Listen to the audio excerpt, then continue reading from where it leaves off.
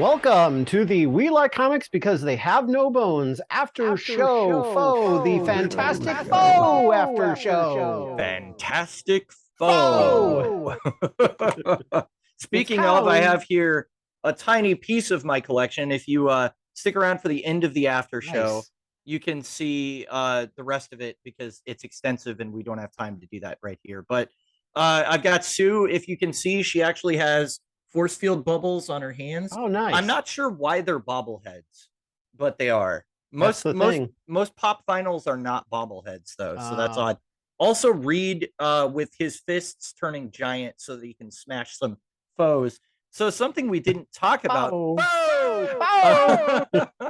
Something we didn't talk about that occurred to me when you were talking about how crazy his physique is that he does have limited shape-shifting ability.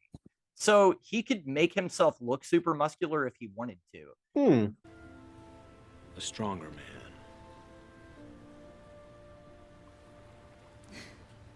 man. There are actually some issues in the 80s where he and Sue move out of the Baxter building so that they can raise Franklin in a normal environment in a house like out in the suburbs. And so Reed actually changes his facial features so that he's not recognizable as Reed Richards when they're living out in suburbia. And there are a couple of other times where he's done things like that to, bypass security or things like that. So it's not just stretching. He can do a little bit of shape shifting, which is, I don't think that's what was happening here. I'm pretty sure Dale Eaglesham was just like, I want him to be buff. I want him to be huge. Kind of like the, from the movie, from 2000, was that 2005? Where they're like, oh, what does every part of you stretch? And then they're coming out of the bathroom or something like, oh, wow. Wow, I had no idea. It's true.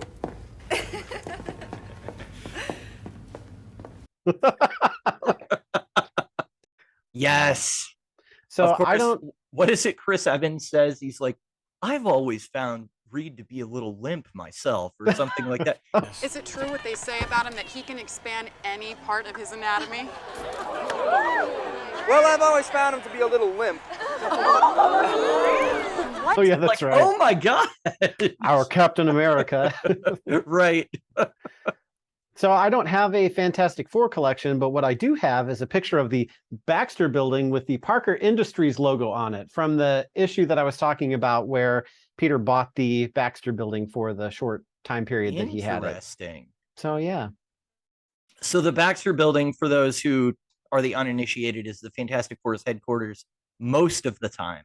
They've also had Four Freedoms Plaza and Pier 4 are also locations that they had, but the Baxter building is usually where their home base is. So, and Reed works on all his science and does all of his projects, and usually the bottom floor has like a robot greeter / security guard that welcomes people into like the Fantastic Four museum, but also will laser people that aren't supposed to be there.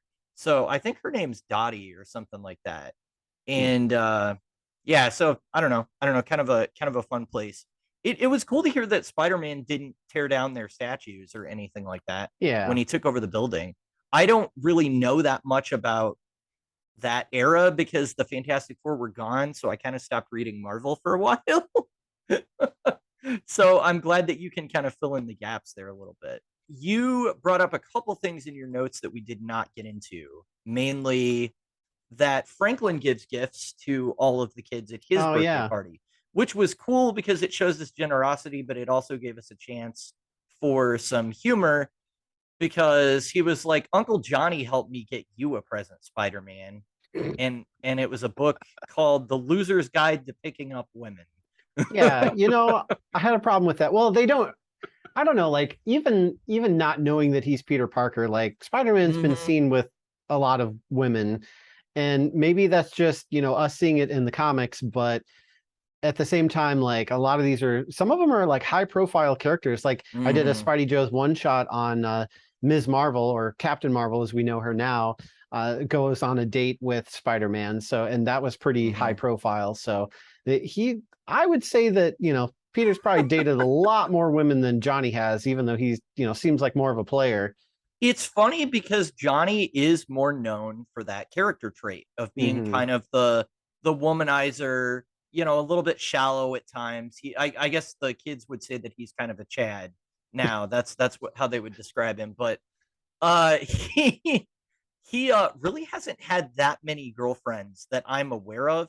I mean, the first one was Dory Evans, who was kind of his college sweetheart, and she was with him a lot in the early years, and then things really didn't work out because he was just like, "Well, I'm gonna go do this superhero thing, so I'll leave you here on top of the Statue of Liberty. You'll be fine, right?" And she's like, "No, no, I won't be fine," and so that didn't work. And then he had Crystal from the Inhumans was like his next girlfriend.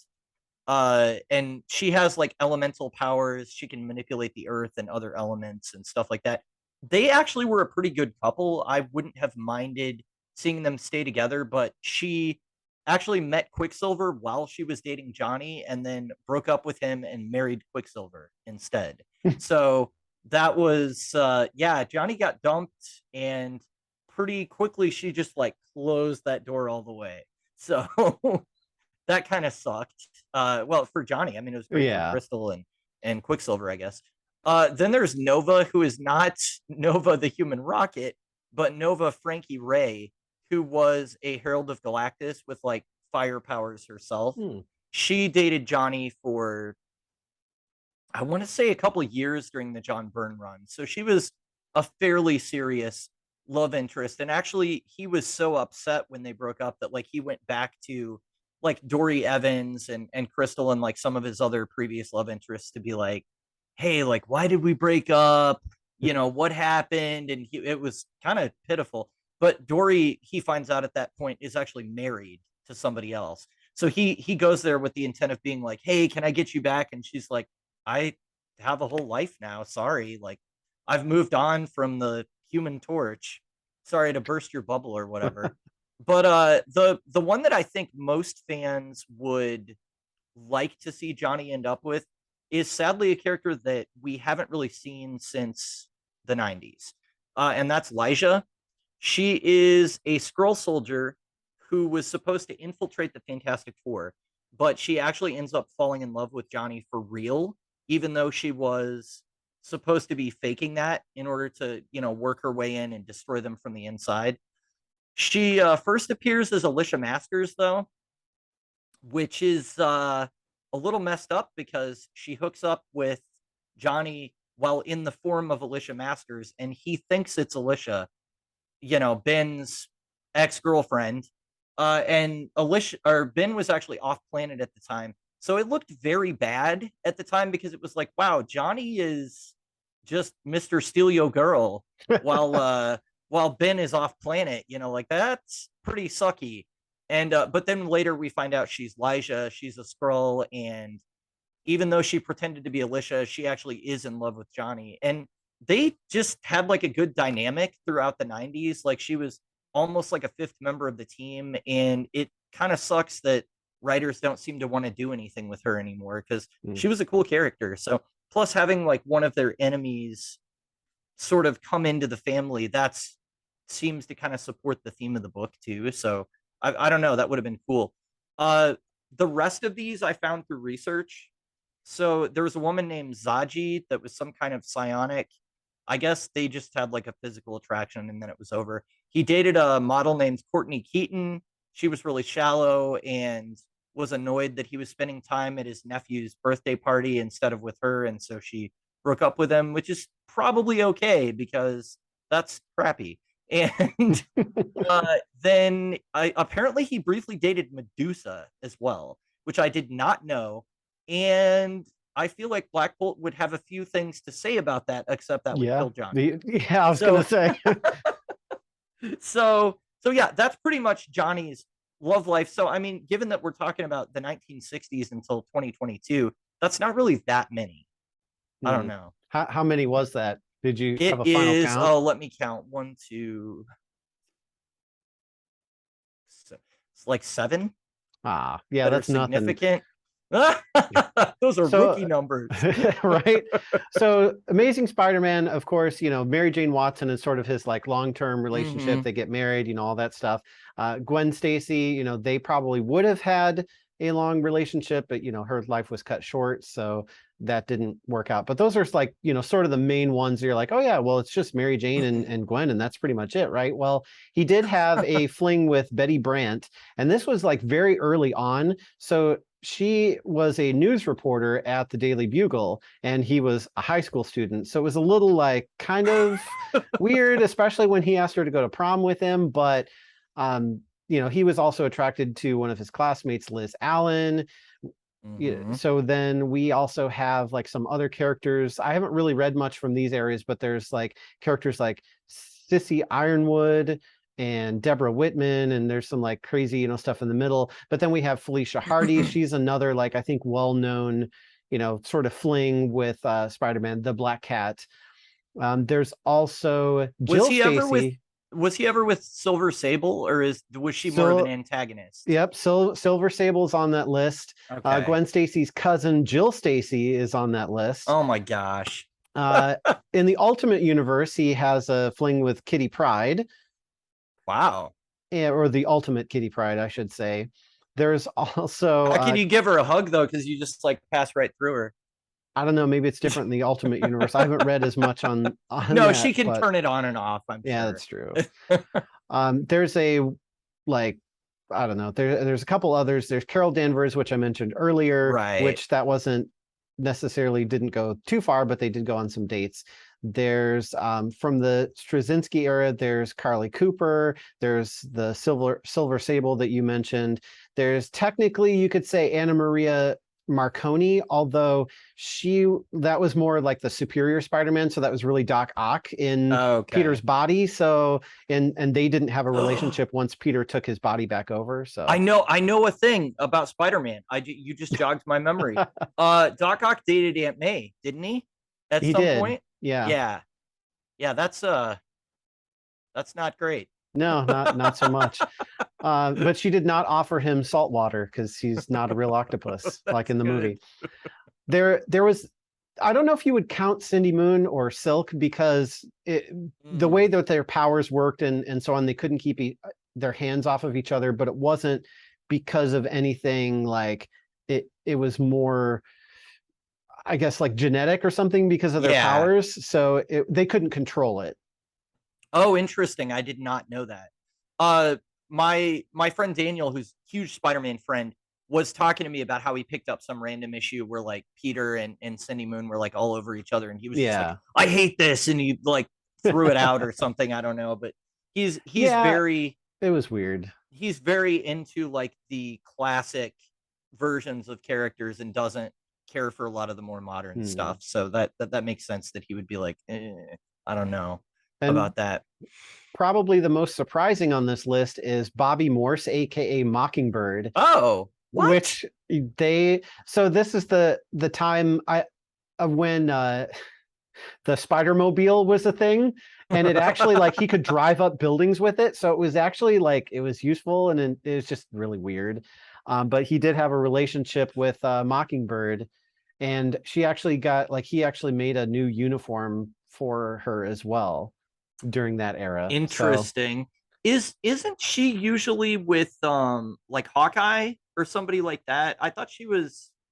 I don't know. I feel like she's linked to another Marvel character more often probably than not, but I've I haven't not- read up yeah. on her. not well read on her. So those are kind of the highlights. So that's probably like at least 10, if not Yeah. more. Yeah, So- like I said, it's interesting that Johnny has, I guess it's just his personality that gives him that like player sort of reputation. reputation. Yeah. But it doesn't seem like it's totally deserved by his actions, because he tends to have a girlfriend and then stick with her until, she breaks up with him. Actually, I don't know of very many that he broke up with. It was usually the other way around in all the comics that I've read. So he definitely isn't. I think that the writer that hasn't read a lot of Fantastic Four, maybe that's like their surface level understanding of him. But it's kind of like how well, like in the reboot Star Trek movies, how they were like, Kirk is a womanizer and all this stuff. Oh And it's yeah. like, well, if you watch the original series, yes, he has that aspect to him, but they definitely played it up like way more in those Kelvin movies than like what it was in the original series. He's not actually that bad.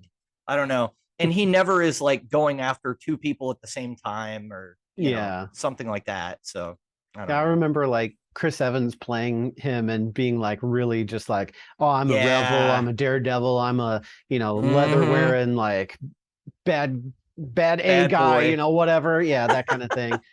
And What's that line he says in the movie where he's like the nurse comes in to check on him and he's like sitting in a pool of water and she's like, "Oh, it's hot." And he's like, "Thanks, so are you." And just yeah, like picks up his jacket, he's like, "This is mine. This is yours." And he like kisses her on the lips and then he's like, "Come on, let's go snowboarding or something."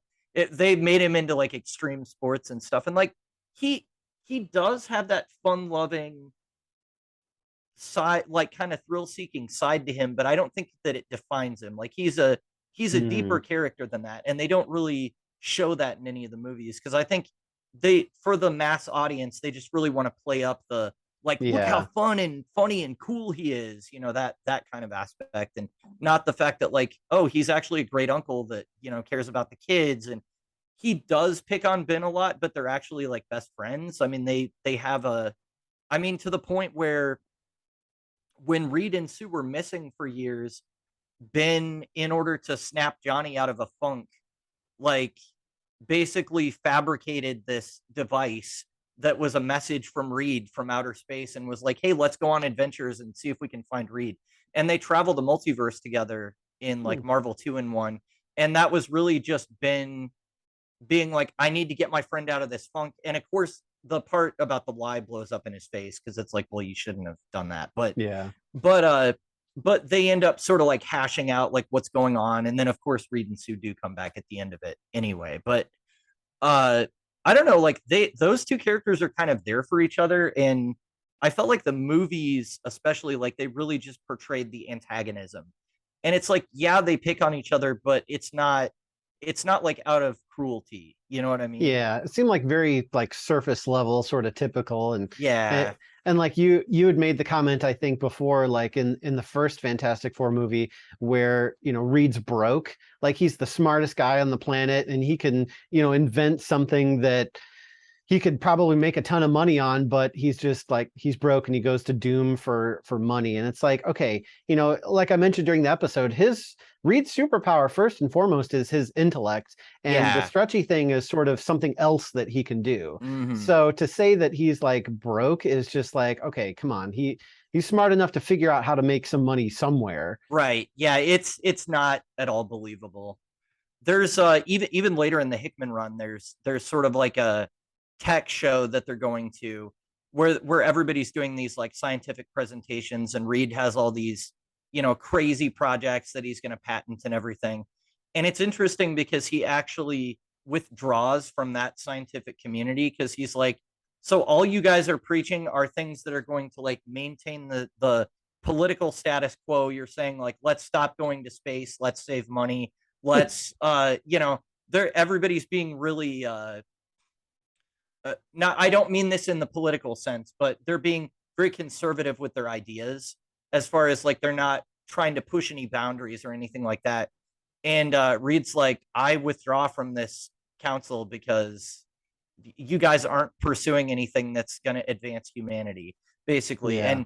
And so he is self-sufficient enough that that doesn't matter. That's not going to affect him on the bottom line in any way that is significant because they're rich. Like that's I think it was Mark Waid who actually, his comics were coming out around the time the Fantastic Four movie was made, where he kind of peeled back another layer where he was like, it's my mistake that I did this to my friends and my wife, that I basically made them these celebrities and these freaks in a way. And he's like, so honestly, my way of paying them back is that we're going to be rich, we're going to be well off, like I'm going to have their needs taken care of, all of these things, because I feel a responsibility to take care of them because I turned their lives into this, basically. Mm-hmm. So that was kind of interesting too, where it was like, oh, okay, well, that, again, so it even in the same way that taking away Spider-Man making his own web cartridges kind of affects his character negatively, I feel like making Reed poor kind of drops his, I don't know, it's not the character. Yeah. Totally. Well, on the Spider-Man front, though, they did make up for it in No Way Home, because it was kind of cool. It's like, now we have a multiverse and he's a version of the character, and it's like, oh, we get to make fun of this, like, ooh, it comes out of you, gross, that kind of thing. So yeah, at first it was like, this is a weird direction to go with Spider-Man, and it takes away a lot of storytelling devices, but in the end they end up making it a storytelling device. So but I don't know that you could sell Reed being broke in any universe. Like, if he wouldn't be super intelligent if that were the case. Well, the Marvel Knights 4 series, written by Roberto Aguirre Sacasa, he's like a horror movie writer, but he did like a 40-issue run on Marvel Knights 4, which is kind of like Marvel's a little bit darker label. It's not necessarily adults only. It's just they tend to put their darker characters like Daredevil, Blade, Ghost Rider, some of those under the Marvel Knights banner. So the Fantastic Four had a book just called Four. It was all by the same writer.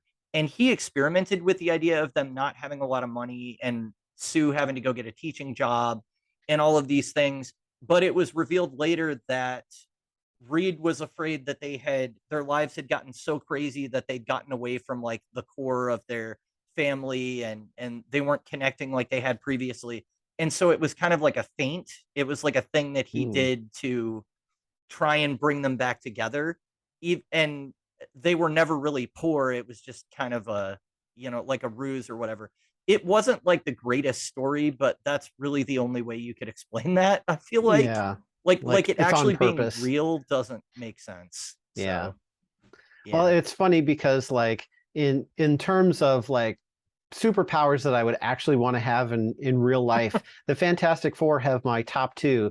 Like, yeah, okay, I'm a Spider-Man fan. It would be fun to, web sling and have super strength and all that stuff. But I think for myself, my second favorite would be Sue Storm's force field powers. Like, seeing her use those in the movies, I thought was really cool.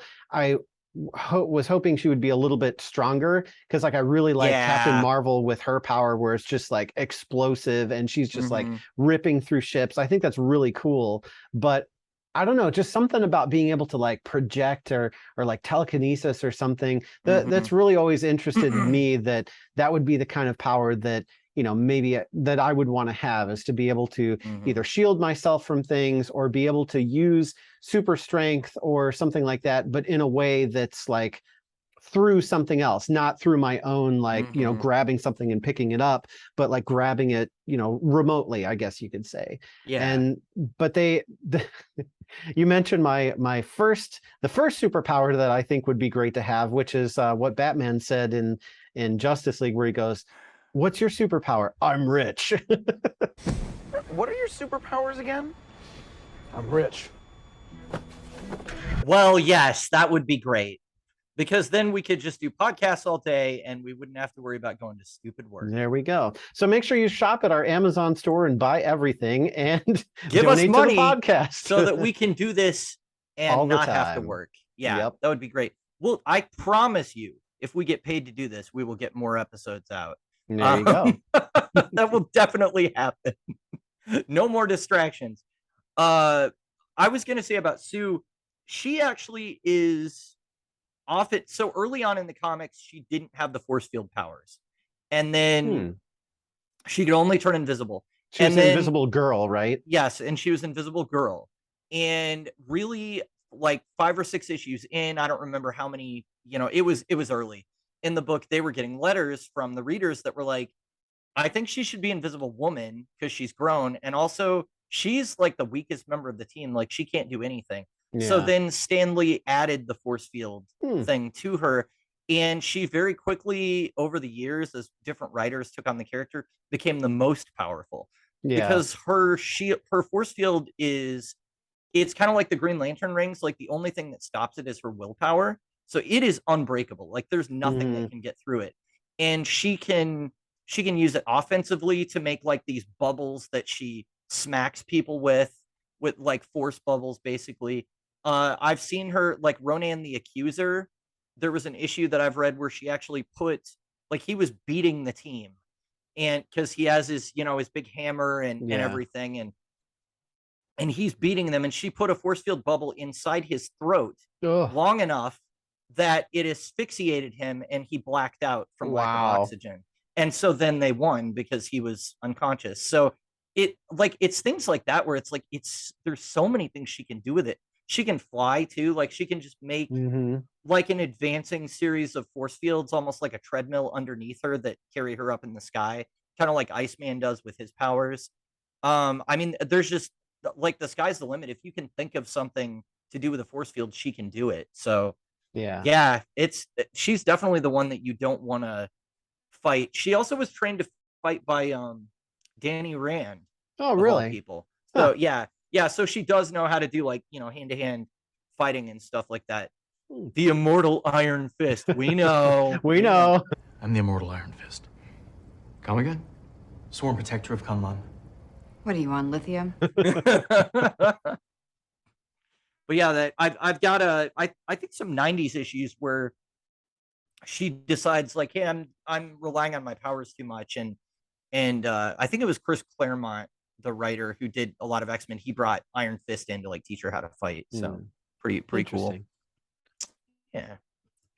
So we are gonna get a little bit of I would say a Fantastic Four character, if not a Fantastic Four adjacent character, in the upcoming Wakanda Forever movie in Namor.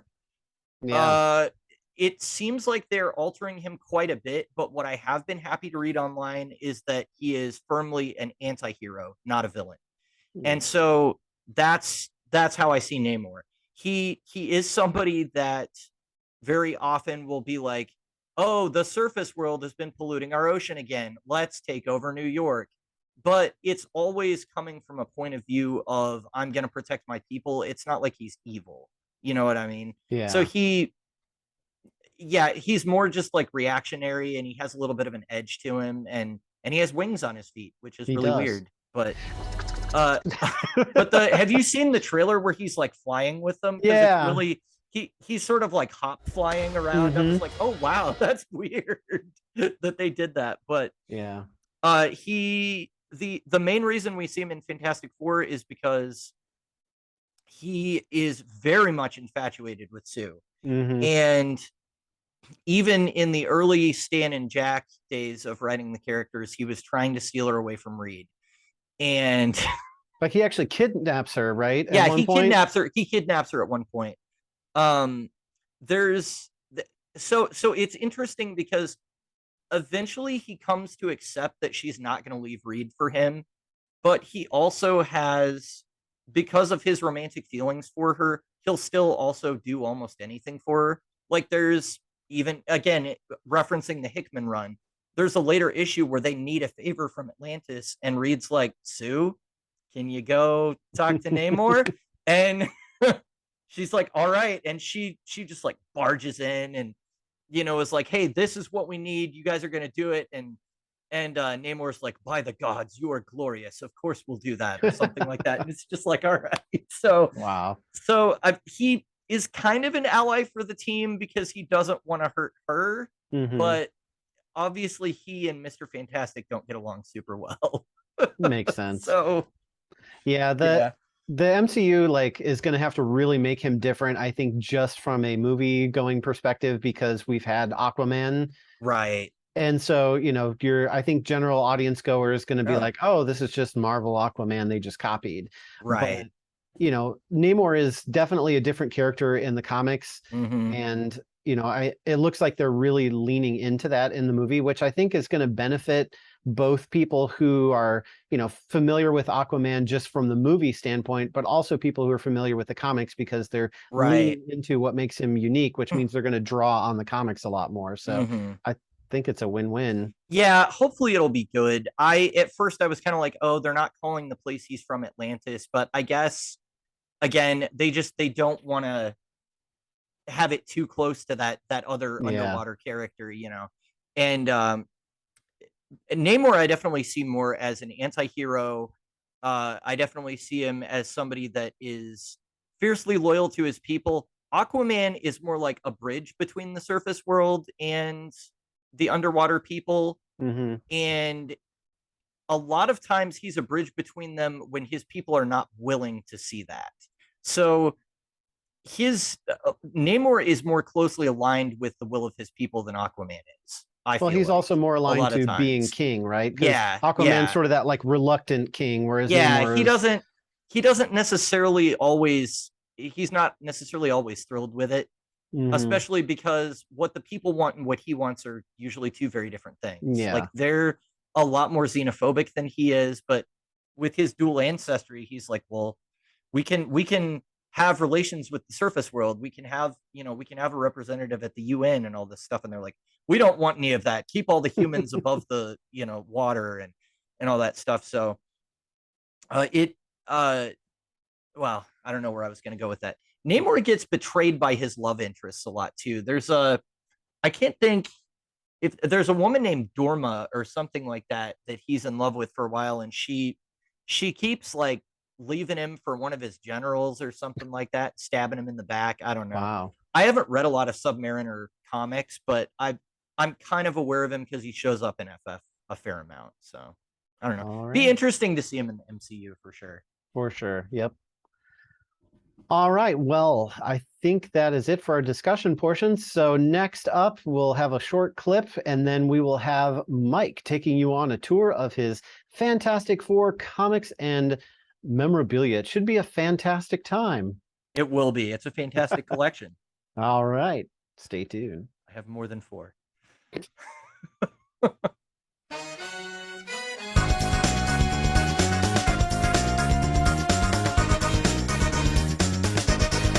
Hey everybody, figured with us covering some Fantastic Four stories, we would maybe take a little bit of a look at my collection. I do have a small trade collection here, not as much as for some other DC characters like Aquaman, for instance, but pretty good run through the FF's history here. So we start off with Fantastic Four Season 1, which is actually kind of a retelling of their origin in more modern times. And that's written by the same author as the Marvel Knights 4 series, followed by all 7 essential volumes of Fantastic Four, which covers the entire Stan and Jack era and kind of moving into some of the later creators, characters like Thundra and things like that. That takes us to the George Perez trades, which there are 2 of, and the entire John Byrne era, which I also have collected in trades here. Then we've got Fantastic Four Books of Doom, which is awesome because that is actually Dr. Doom's origin told in his own words. So might be a little bit of a biased account, but still a really good read. Fantastic Four, the new Fantastic Four, which is post-Civil War, so it actually has Black Panther and Storm as members of the team, as Reed and Sue take a back seat. Secret Invasion, the event tie-in, and I have 1 volume of Mark Millar's work before we get into the Jonathan Hickman stuff here. So, as you can see, I've got the Future Foundation mixed in with the Fantastic Four to try and keep it as chronological as possible. And then rounding out my trade collection, we've got FF, which is the Ant-Man, She-Hulk, Medusa, and She-Thing team. So, pretty interesting stuff there. Of course, moving on, we've got the Pop vinyls. I wish I had more of these, but unfortunately, my comic book budget has kind of dwindled of late, so this is all that I've got is just Reed and Sue, but it's really cool that you can see the force field globes on our hands, and that Reed is, kind of shape-shifting his hands a little bit there. This here is pretty much the crown jewel of my FF collection. Here we have Reed, Johnny, Sue, and Ben. You can really see there's a lot of detail in these figures, and obviously a huge Galactus bust here. This is all supposed to be to scale, So these figures are intended to fit together, although they were all sold separately.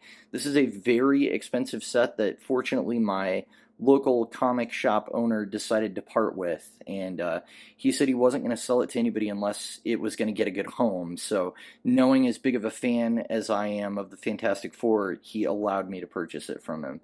We also got the Silver Surfer up here, Norrin Rad, so pretty awesome. I love how his base is kind of pushing him into an action pose, and Uatu, who my niece actually described as an alien baby. So I guess that's what he looks like. I don't know. Galactus does not look too thrilled, I'm assuming because nobody's letting him eat Earth, which seems to be a running theme with him. So we are going to look at some comics here in just a little bit, but this is probably one of the weirdest collectibles that I have. This is actually a Fantastic Four plug-and-play game. Unfortunately, I was never able to get it to work, probably because the TVs I've been plugging it into are too new for it to understand the old AV cable signals. But yeah, this would be a blast to try out at some point. I hope that it's terrible, actually, because it's probably hilarious. But here we also have a Big Fig, Lego Big Fig of The Thing, which is pretty awesome, honestly. I'm pretty psyched at how poseable he is and just how the detail came out in that and everything. So yeah, those are a couple of other pretty neat collectibles that I have. But we're here to talk about the FF, and what are the FF if not comic book characters? So here we have the very earliest issue in my collection that I have of theirs, which is issue 169. This is considered pretty old, but it is not a key issue, so you know, for that reason, it didn't really cost me an arm and a leg. I do have a fair amount of older issues here that are, you know, from a time before I was even on the planet. We got the High Evolutionary fighting Galactus, that's pretty cool. Salem 7, who are some characters that are related to Nicholas Scratch and Agatha Harkness. Sargasso in space. Introducing Herbie, so that's fun. The FF cartoon must have gone on a little bit before this, because Herbie was not a character that existed in the comics until that animated series, and then they added him in.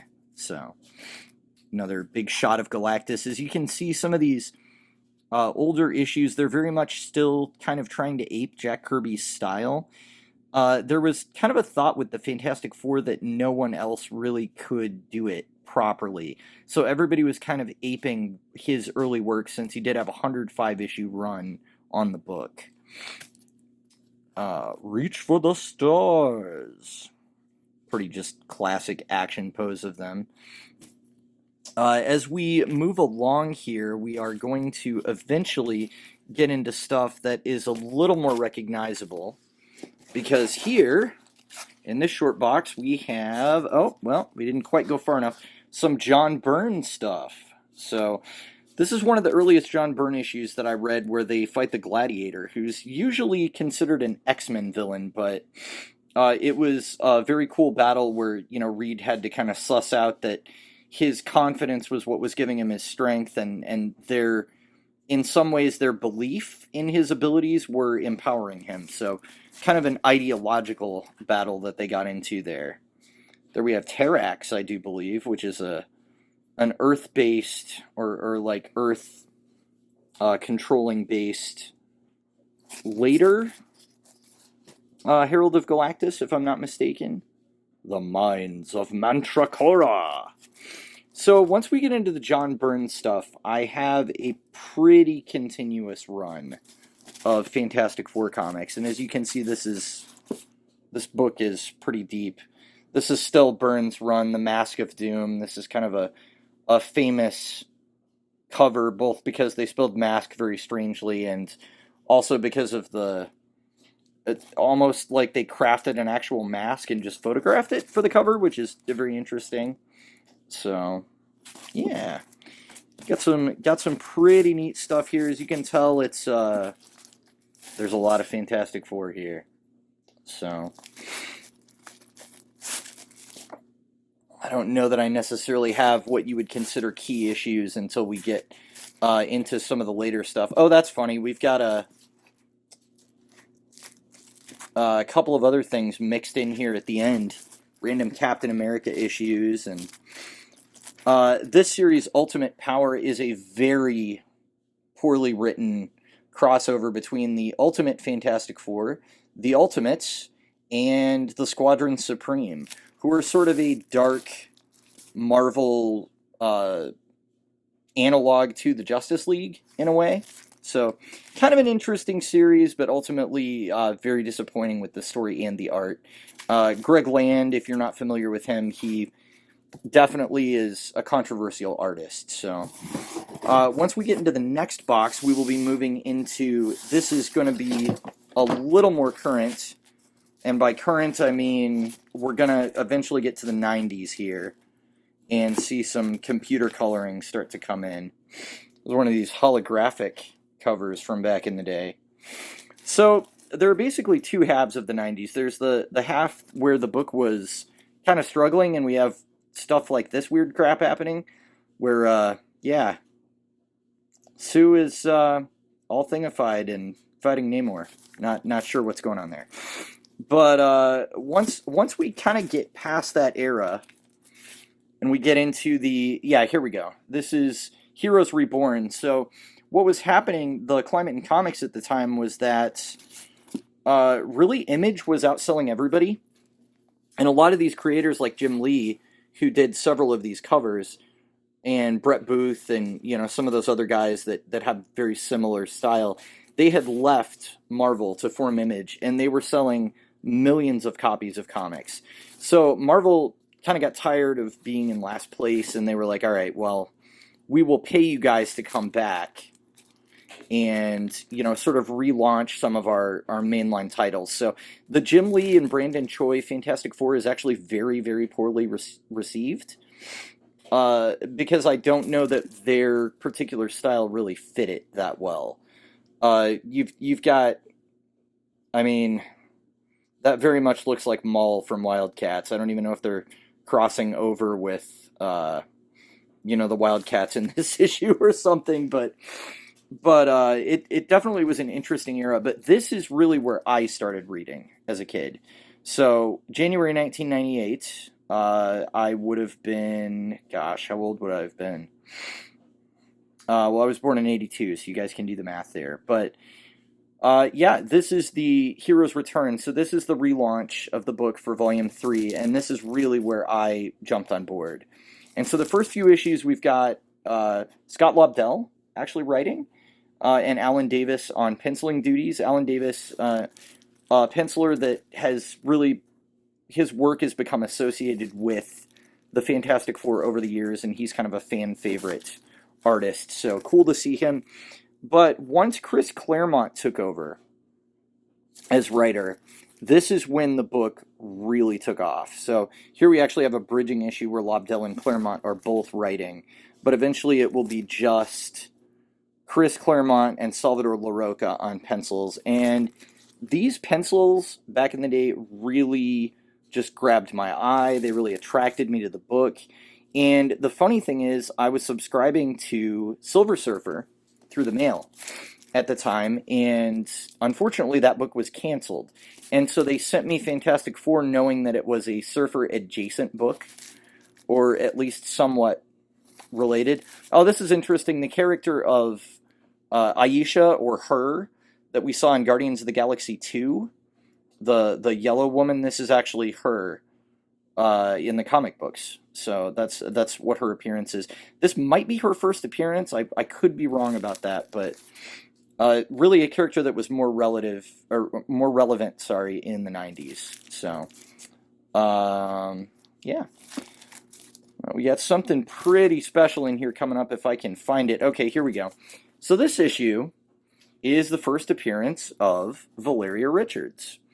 And the reason that this is more special than it just being a first appearance is because right there, you can't really make it out very well, but that is Chris Claremont's signature. I actually met him at a Comic-Con, and we talked about the FF and his time writing the book during this era, and he actually was very nice. He gave me probably about a 20-minute, session of just kind of jawing about comics and stuff that he had written in the industry, and even characters that he had introduced during this run that later on, kind of fell into disuse, like Caldonia. So, but this is a really, really fun run, and Chris Claremont's era is actually what hooked me on the FF. So everybody has kind of a first love for their favorite character, whether it was starting from the very beginning or if there's a particular creator that really compelled you to keep reading. But Claremont's run is excellent, and I don't think it's talked about very often. So really, really cool, really nostalgic for me to revisit these issues and some of the things that were going on. Oh, we got Lockjaw, the Inhumans dog there. And that's actually Caldonia. They're in the middle. And then on the left, we have Alyssa Moy, who was the college girlfriend of Reed Richards before he married. So one of the better runs as far as the art goes is the Carlos Pacheco work here. And this is just, I don't know if you can tell how beautiful this cover is, but the gold is actually kind of a metallic gold that catches the light, and so it's a very neat effect on the cover, and just a great shot of Diablo. Again, there they are fighting him again. This is a little bit more traditional superhero style than what Salvador Larroca had done, but just the detail and the posing of the figures and everything is just phenomenal. The fight between Sue and the Super Skrull in this issue is amazing, because the penciler Pacheco, who was also the writer, he actually does not draw her force fields at all, only the effect of the impacts of them hitting things. So it gave some really neat, kind of like particulate matter and things around the shield, but you couldn't see the force fields themselves. And so that was a really neat touch. This run also was touched by a little bit of controversy, as Sue used some very foul language in one of the issues that at the time was considered shocking enough that a lot of readers wrote in and said they weren't happy with it. And the writer actually had quite a bit of backlash towards the fans as a result in the letters pages as well. So it was kind of a tumultuous time between the fans and the creators there, but still a really fun era on the book. She-Hulk, Ant-Man, Namorita, and Human Torch. Always fun when they switch up the team, even if it's just for a brief time. I'm also really a sucker for these covers where we've got kind of a central figure and a bunch of heads of related characters. It seems like Marvel has done quite a bit of that. So, yeah. This is, here we go. We're getting into Mark Waid back here.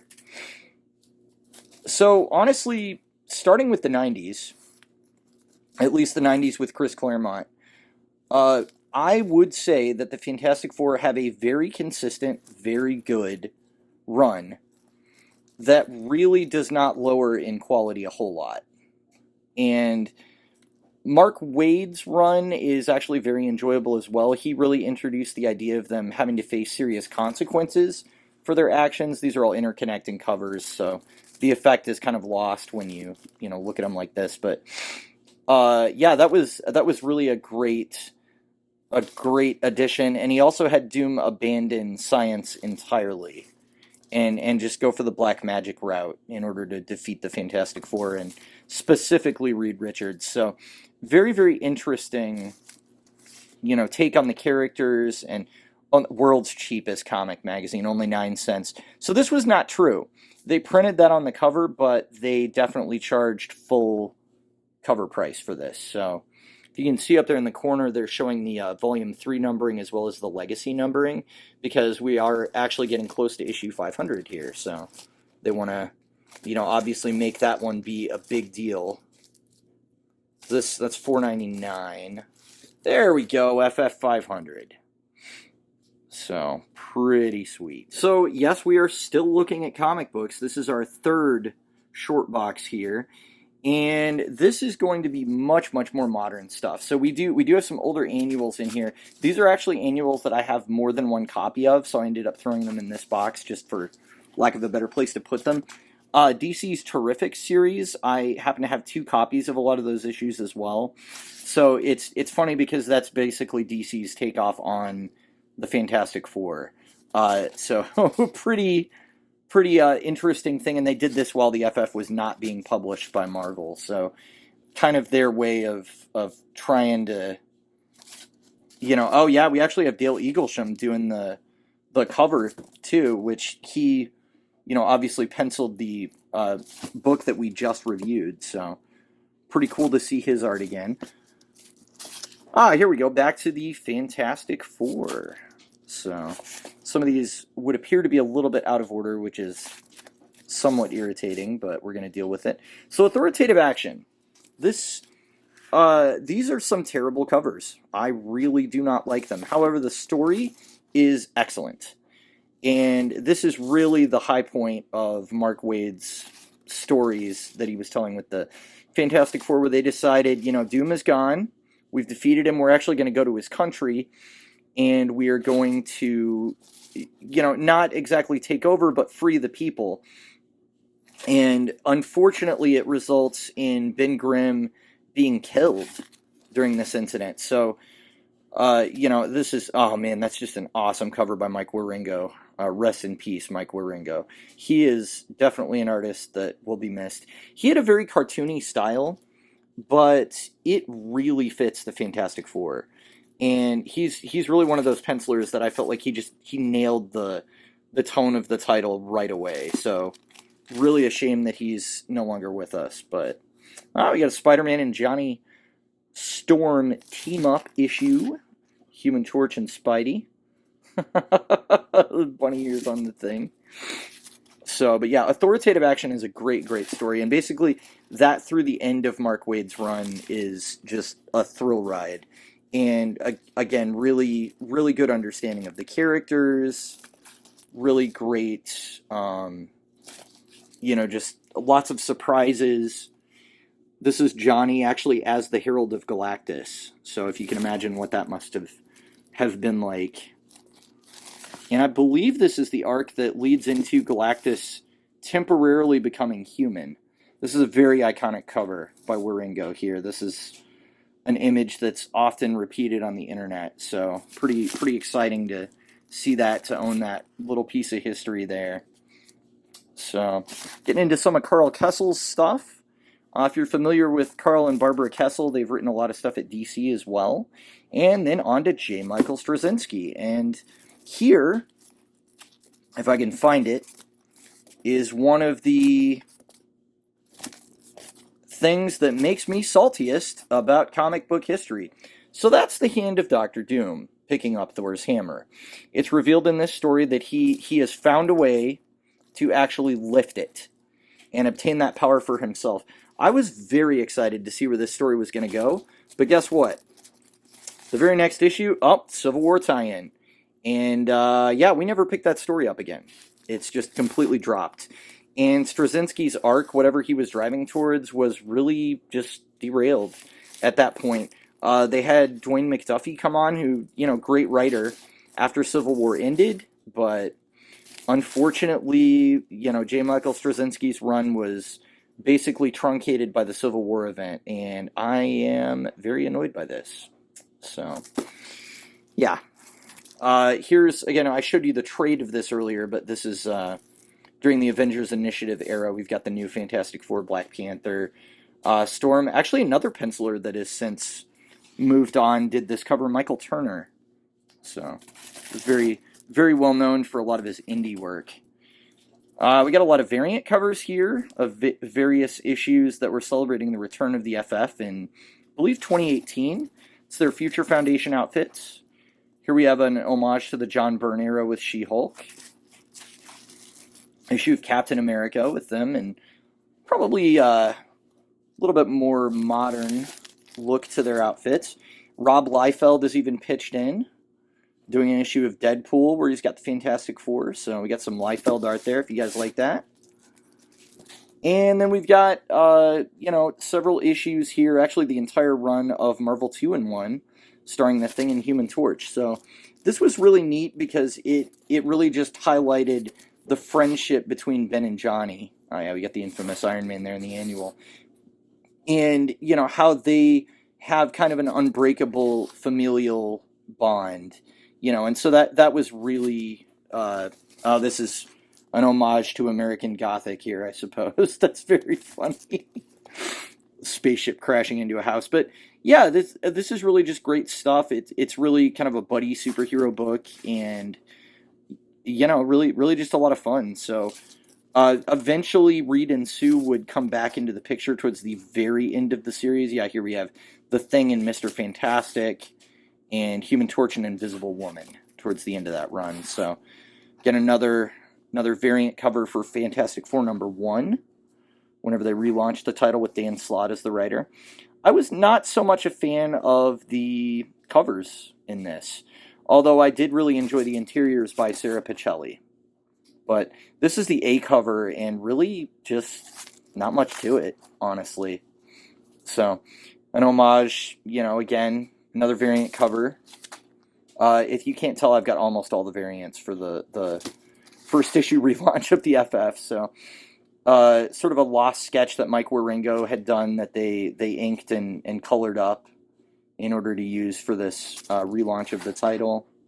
Fantastic Four #2. As we move on, eventually we should get to, oh yeah, here we go. So this is a really big deal because we got to see the wedding of Ben Grimm and Alicia Masters.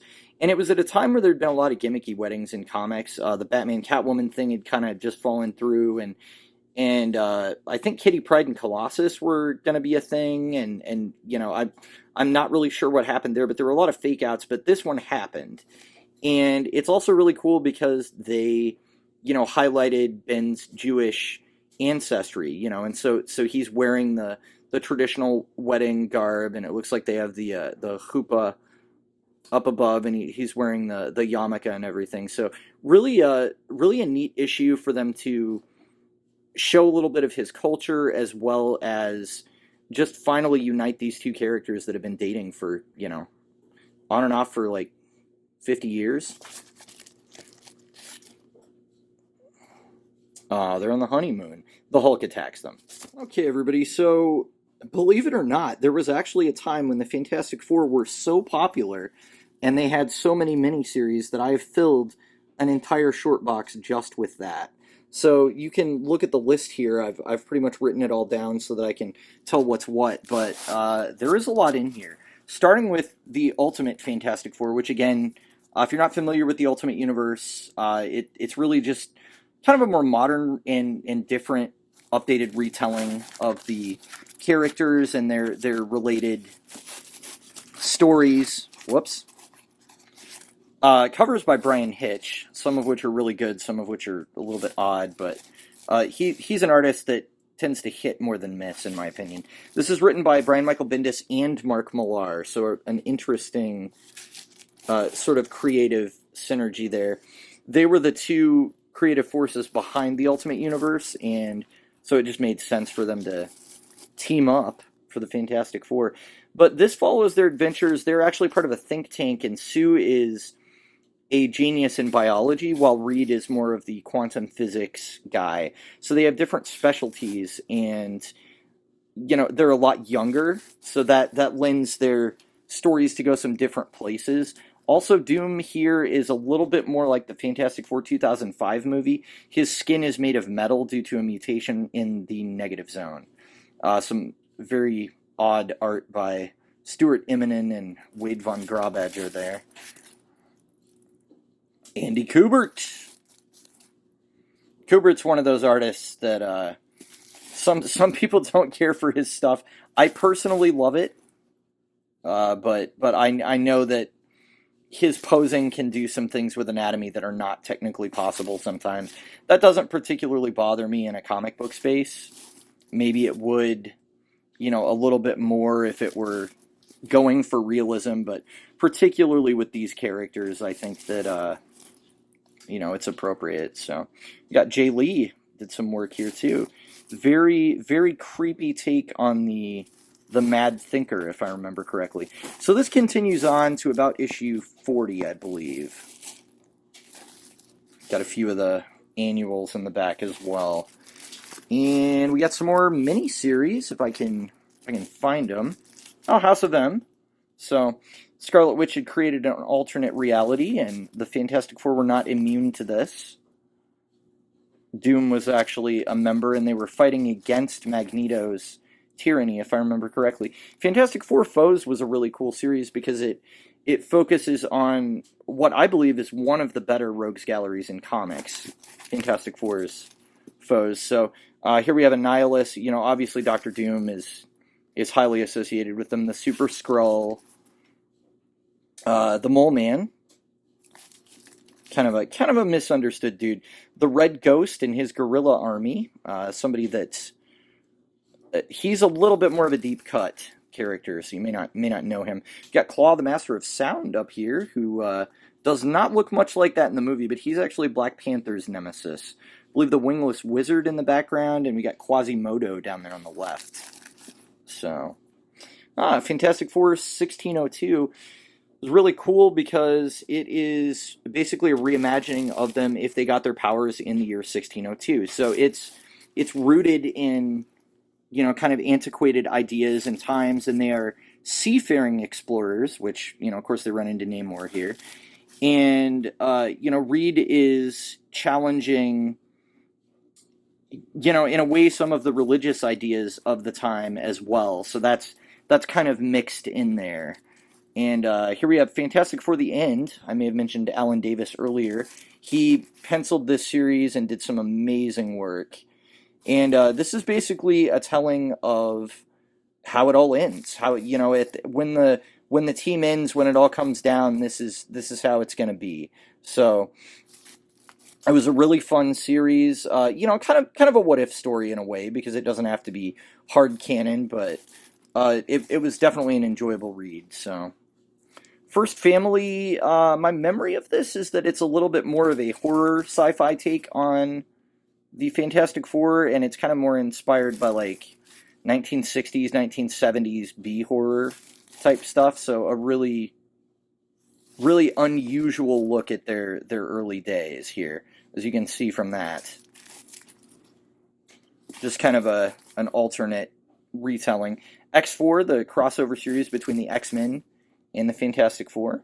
This was primarily Japanese creators behind this, which kind of makes it novel. We've got Akira Yoshida, Pat Lee, and Dream Engine Studios working on that. So, pretty cool stuff. I believe this ends with a face-off between the Phoenix and Galactus, if I'm not mistaken.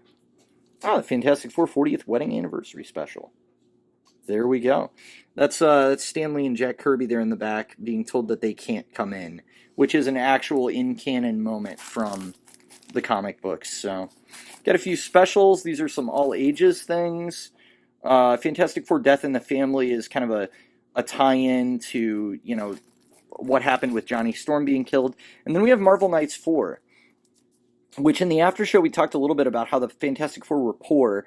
This is the series that does explore that idea, but it's not a legitimate loss of their wealth. It's just kind of a farce created by Reed in order to bring the family back together. So that's it's still got some interesting story ideas, and it's significant because every issue of Marvel Knights 4 has the same writer the entire way through. It's a pretty decently long series too, so let me find the end of it. Oh yeah, 30 issues, so that's a pretty long way to go for one writer. And Roberto Aguirre Sacasa really had a good handle on Sue, so that was enjoyable. We've got a Thing miniseries. Startling stories, Night Falls on Yancey Street, featuring the death of the Absorbing Man. Dan Slott writes the Thing. We got a miniseries here. Got the Constrictor there, and people are going to kill me for not knowing who that hero is on the right, but I do not recall his name. He was on the Defenders, I know that. Got the Hulk, Franklin, Lockjaw, Valeria. This is a series about Ben Grimm coming into a lot of money. This is the Modern Future Foundation run. I did not enjoy this as much as Hickman's, unfortunately, and it was largely because the art inside is really not to my taste. So, Invisible Woman had her own mini for a while, as did Doctor Doom. So, that's going to pretty much conclude talking about my collection. I do have some issues. This is basically a box of John Byrne. So, got some Alpha Flight. His complete run on Alpha Flight is in here. And we got some Silver Surfer, we got some Inhumans, we got some Defenders. I believe the Thing, yeah, John Byrne's Thing series, I have every issue of that in here as well. So all of his stuff that was kind of notable at Marvel after he left X-Men in the 80s, I tend to own. So, all right, well, everybody, thanks for looking at this, and yeah, I hope it was enjoyable.